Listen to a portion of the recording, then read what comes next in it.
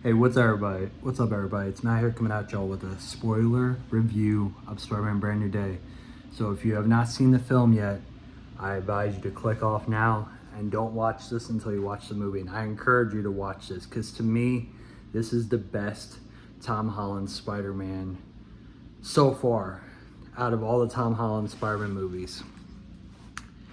It starts off with a whole montage of villains. You get Scorpion, you get the hand, basically Boomerang, all these different types of villains, and it was really freaking cool to get that montage at the beginning, and then also Peter, like what he's dealing with, and how he's dealing with the aftermath of Ned and MJ going off to college, and them just going on with their life without ever even knowing him again.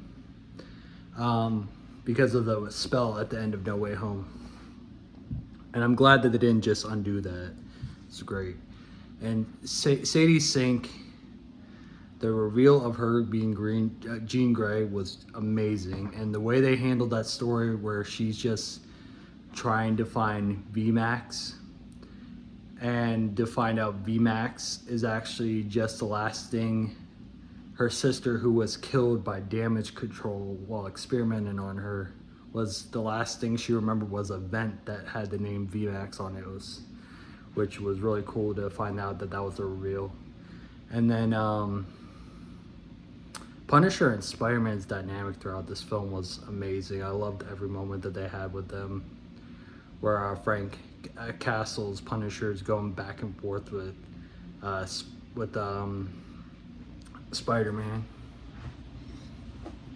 It's just amazing. Well, Peter's Spider-Man, yeah. And then I like the way that Jean Grey just going to these different people messing with Spider-Man. Then at one point she tried to get in his mind and could not get in there because he refuted her out.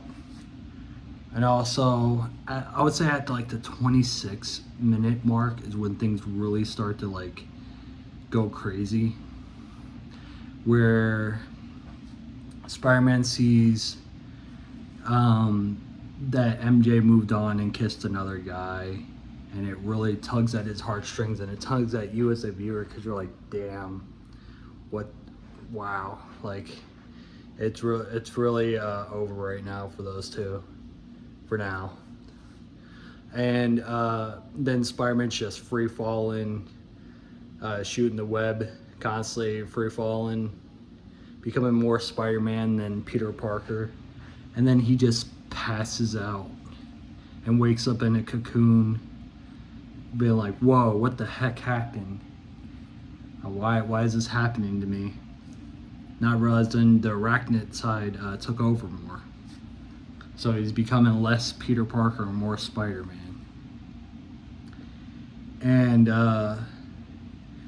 And then him and Scorpion get a rematch, but it's Jean Grey that took over Scorpion. Oh, that fight scene's crazy.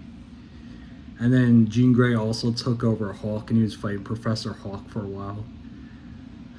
And Hulk also has an inhibitor chip that keeps the green guy intact. And I like the interaction between him and Banner when they're talking about how to try to like use an inhibitor chip, and basically Tom Holland creates his own version of like a inhibitor chip and to contain his Spider-Man's side intact, but it doesn't really work right. At some point I think breaks or whatever. And then so yeah, he back to where he was fighting with the Professor Hulk, which was Jean Grey taking over, and then Hulk finally gets Jean Grey out of his mind, and yeah, they end up fighting. And I like the way Jean Grey just takes over Punisher for a minute. It's like, good luck with that, Spider-Man, and just walks out. And it's just them two going back and forth in the building, and Hulk wins. Hulk wins, hands down. Hulk wins. And then, because then Hulk just kind of lets himself fall, realizing, oh, I'm hurting Peter. And I liked that MJ, the way they played the MJ thing, where you think she remembered him finally and remembers everything, only to find out it was Jean Grey messing with Spider-Man and screwing with them like that and taking over MJ. That was great, the way they played that out. And then eventually MJ finds the note, and her and Tom Holland's Spider-Man have a serious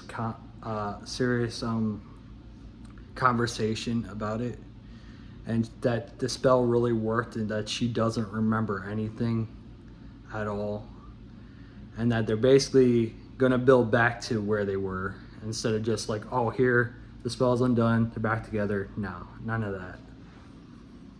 And that Ned doesn't remember him either, really, at all. And yeah, just a lot of cool moments, a lot of emotional punches, a lot of great, like, amazing fights. And then I liked the moment when Tom Holland does that like Spider-Man tornado and takes out all the hand, like the ninjas that are throwing stars. I was like, I'm not just Spider-Man, I'm Peter Parker, I'm both. Like, damn, that was savage. And then then I like the moment where he intervenes in this emotional like story with Jean Grey, who lost her sister, and tells her like, hey, this isn't the way to kill the damage control people. I know you're upset what happened to your sister, but killing them won't solve nothing.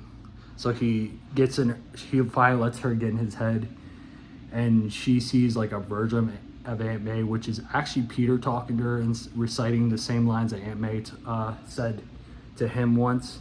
And it kind of helps make Jean Grey realize that she's not alone, that she doesn't have to face this alone, and that she can be a hero she really wants to be. And that was really good as well. And then also there is this like intimate scene a little bit. I wouldn't say like intimate, but Yelena's office is like this hot tub, and I like how she's trying to talk to him like completely, like they're fully, undressed and all, trying to talk. But he refuses to take off his mask, and so he has like a mask in his underwear, and he's talking to her. And they have this really cool like heart-to-heart conversation about isolating himself and all. And that was really cool as well. Yeah, I loved every bit of this movie from like start to finish. It was like hands down the best Tom Holland Spider-Man film yet. And I strongly encourage you guys to go see it. And if you want to, and at the end, I like how him and Ned do like the handshake that they used to do.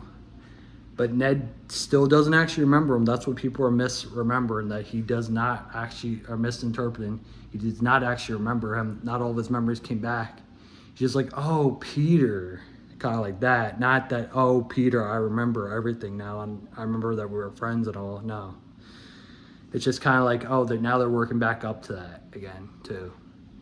And then the post-credit scene, it kind of like builds on like stuff that could happen and hints at something that could happen, where you see the Spidey tracker is tracking like Spider-Man in space or whoever's in space. I'm pretty sure it's Tom Holland's Spider-Man, but who knows? We'll find out in the future. But they did say Spider-Man will return.